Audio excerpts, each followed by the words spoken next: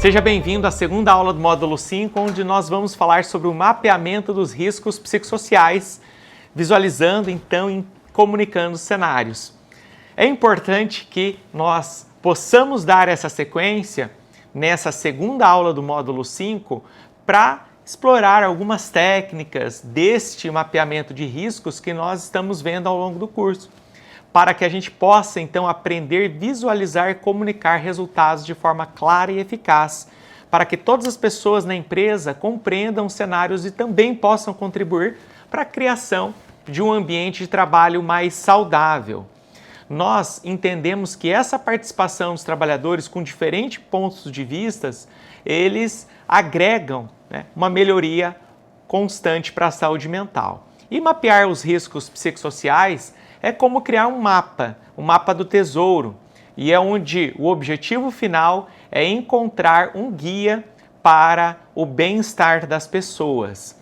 E os objetivos desta nossa aula, e ao final você será capaz então de compreender qual que é a importância do mapeamento dos riscos psicossociais, nessa etapa com aprofundamento maior, conhecer as diferentes técnicas de mapeamento de riscos, visualizar os resultados deste mapeamento de forma clara e eficaz, comunicar os riscos para os diferentes tipos de públicos e também utilizar os resultados para planejar ações de melhoria, que é o grande objetivo da norma regulamentadora 1. E o mapeamento dos riscos psicossociais são necessários serem mapeados por quê? Primeiro, a visibilidade, que permite visualizar de forma clara e abrangente, uma priorização que ajuda a identificar os riscos mais críticos e a priorizar as ações, também a comunicação, que facilita a apresentação dos resultados para diferentes públicos, e um planejamento que serve como base para as ações de melhoria, bem como também um monitoramento que permite verificar o progresso das ações e fazer os ajustes que são então necessários. E nós temos então alguns métodos, como mapas de calor, que utiliza cores para representar então a intensidade dos riscos em diferentes áreas ou setores da empresa, que é o que pode ser mostrado. Diagramas de causa e efeito, que identificam as causas e os efeitos dos riscos psicossociais. As matrizes de risco, que avaliam a probabilidade e a severidade desses riscos. Softwares, programas de computador que fazem então mapeamento, que são ferramentas para criar mapas interativos e dinâmicos para conseguir então monitorar tudo o que está acontecendo. Então, vamos falar primeiro do mapa de calor.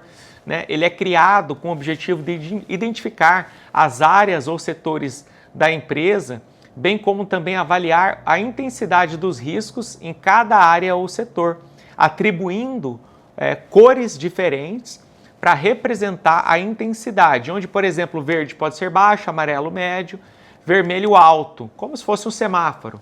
E a criação desse mapa visual que possa mostrar como é que está a intensidade em cada setor. Quais são as vantagens desse método? Primeiro, que ele é fácil de entender. Ele também permite identificar rapidamente áreas de maior risco e é uma forma simples. E qual que é a desvantagem?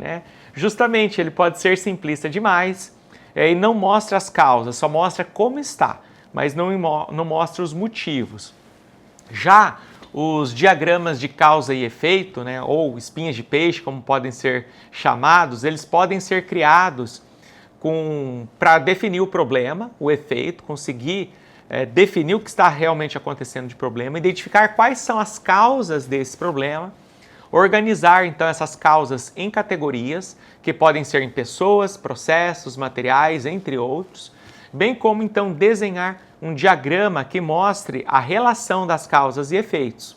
E quais são as vantagens desse método? Ele ajuda então a identificar as causas dos riscos, pelo que eles estão acontecendo. Eles permitem também uma análise profunda dos problemas, uma vez que nós estamos relacionando causas e efeitos. E as desvantagens? Ele pode ser complexo demais para algumas pessoas, ele requer um conhecimento um pouco mais aprofundado, conhecimento técnico. E nós também temos as matrizes de risco e como que elas podem ser criadas, né? Identificando então os riscos psicossociais que estão presentes naquele ambiente de trabalho, avaliando a probabilidade de ocorrência de cada risco, avaliando a severidade das consequências de cada risco, multiplicando então a probabilidade pela severidade para obter o nível que está esse risco e organizando os riscos então em uma matriz que mostre o nível de risco de cada um. E as vantagens desse método é que ele permite priorizar os riscos, é a primeira vantagem, e também ajuda a definir as ações de melhoria. Também temos algumas desvantagens que são de poder ser subjetivo e facilmente questionável por ponto de vista técnico, pessoas concordam ou discordam daquela avaliação, mas também se requer um conhecimento técnico. Enquanto os softwares também, que são outros métodos, que eles permitem fazer esse acompanhamento, como por exemplo um Power BI, entre outros, né, que existem, que mostram indicadores, pode ser feito até mesmo no Excel, né, eles têm as vantagens então de criar mapas, gráficos que sejam interativos e dinâmicos, facilitam a coleta de dados, possibilitam também a criação de relatórios personalizados e tem as desvantagens, né? Por bem que eles trazem, então, um reconhecimento, né, de uma técnica para saber alimentar e pode ser também muito custoso, muito caro para a empresa. Então, nós comunicamos os resultados e orientamos para que se adapte a linguagem para uma linguagem que seja clara, compreensível e acessível para cada tipo de público. Utilizando também recursos visuais, apresentando gráficos, tabelas, mapas que mostrem essas situações. Destacando também alguns pontos principais, como aqueles riscos mais críticos e ações de melhoria. Mantendo também a transparência, compartilhando as informações de forma clara, aberta e também honesta.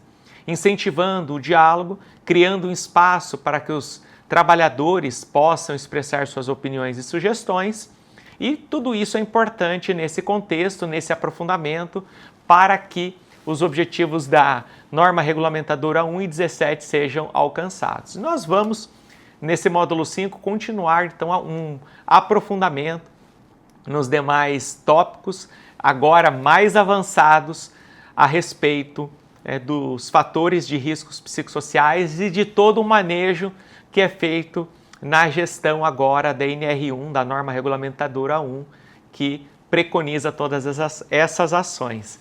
Eu te vejo, te encontro na próxima aula. Muito obrigado por sua atenção e te espero lá.